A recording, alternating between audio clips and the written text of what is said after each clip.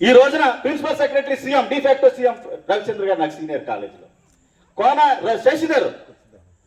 శశిధర్ నాకు junior, నయీంని encounter చేసినటువంటి నాగిరెడ్డి నా క్లాస్మేట్ ఇంటర్మీడియట్లో. చూడక్క ఎంతమంది ఐఏఎస్లు ఉన్నారు. రాజమండ్రి ఎమ్మెల్యే ఆకుల సత్యనారాయణ నాకు సీనియర్. వీళ్ళకి ఎవరికి తెలియదు, రత్నాకర్ వచ్చేది హడావుడి చేసి కోనసీమలో సీటు కూడా వేద్దాం అనుకుంటున్నారు. అయితే అక్క చెల్లెలారా, నేను ఎంబీబీఎస్ ఫస్ట్ టైం ఎంట్రన్స్ రాస్తే డైరెక్ట్గా ఎంబీబీఎస్ ఇలా ఎంటర్ అయ్యింది. ఎంటర్ అయిన 2 నెలలకే Andhra medical college MBBS seat వచ్చింది అక్క చెల్లెలారా. 1923లో పెట్టారు మెడికల్ కాలేజ్. మొన్నే సన్మానం చేశారు, 100 సంవత్సరాలైంది. నాకు తప్ప మన హెచ్ఓడికి ఎవరికి గోల్డ్ మెడల్ రాలేదు. I'm the only gold medalist from Andhra university. LLB చదివాను, చదవని సబ్జెక్ట్ లేదు. అంబేద్కర్ గుర్తొస్తుంటారు. ఇందాక చెప్పాడు మనోడు, చెప్పల్లో టీ తాగేవాళ్ళమని. మీ కోనసీమలో తినడానికి తిండానే ఉంది. మమ్మల్ని కుక్కల కన్నా హీనంగా చూసేవారు మెట్ట ప్రాంతంలో. మన అక్క చెల్లిని అన్నదమ్ముల్ని కళ్ళ ముందే తీసిపోయేవారు.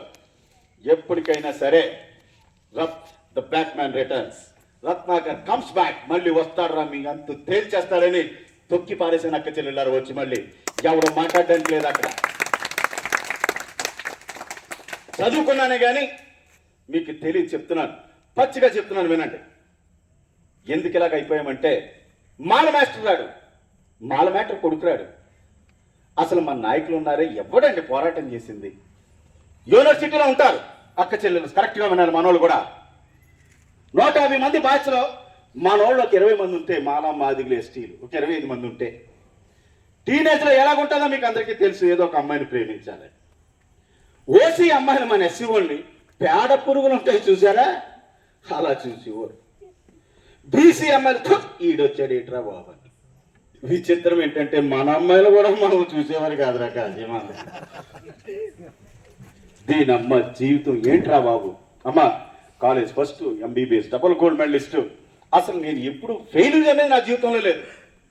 చదవని సబ్జెక్ట్ లేదు, డిగ్రీలు అంటే లేవు, కానీ ఆ రోజున డబ్బులు లేవు.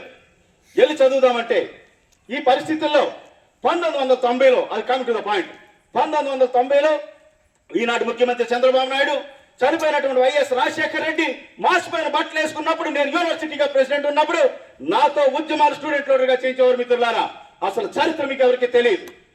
ఆ రోజు నుంచి వాళ్ళతో తిరుగుతున్నాను. ఏ రోజు ఎక్కడికి వెళ్ళినా సరే కులబోతం వెంటాడితేనే ఉంది. ఎవడు మనిషిగా చోట్లు బాగా చదివితే ఫెయిల్ చేసేస్తాడు. తెల్ల షర్ట్ వేసుకుంటే మాకు ఎంబీబీఎస్లో ఆ ప్రొఫెసర్ ముందు, ఆ టీచర్ ముందు తిరిగితే ఈ కాశీగాడు తెల్ల బట్టలు వేసుకున్నాడు, ఈయన ఫెయిల్ చేసేస్తే, అమ్మ మీరు చెప్తే నమ్మరో, ఇప్పుడంటే మారిపోయింది. గోదావరి పుష్కరాలకు వచ్చి మళ్ళీ గోదావరి పుష్కరాలకి వెళ్ళేవారు. రాంబాబు పాస్ అయ్యి 12 సంవత్సరాలు చదివారు ఎంబీబీఎస్, 6 సంవత్సరాలు ఎంబీబీఎస్. పుష్కరాలకు వచ్చేవారు. మన వాళ్ళకి ఎవరికి తెలియదు. మీరు ఇక్కడ ఉండిపోయారు. యూనివర్సిటీలో కార్తీక వన సమారాధన, కాపులు బీసీలు, మాలోళ్ళు మనం పెడితే రాడు, చచ్చిపోయేవాడు. ఒకటే అనుకున్నాను, నేను ఇమీడియట్గా ఎంబీబీఎస్ ఫినిష్ చేసి డాక్టర్గా వైద్యం చేయడానికి పనికిమాలిన డాక్టర్లు చాలా మంది ఉన్నారు. ఈ కులానికి, ఈ దేశానికి, ఈ గడ్డకు కులం అనేటటువంటి జబ్బు పట్టుకుంది. Wear ever you go you face the monster of the caste. కుల జబ్బు పట్టుకుంది, కుల దయ్యం పట్టుకుంది. బతుకున్నంత వరకు ఇది నా వంతుగా ప్రయత్నం చేసి దీన్ని నలిపేయాలని తిరుగుతాను తప్ప ఎమ్మెల్యే ఎంపీ టికెట్ ఎంటుకు మొక్క అని చెప్పేసి మీకు అందరూ తెలియజేస్తున్నారు.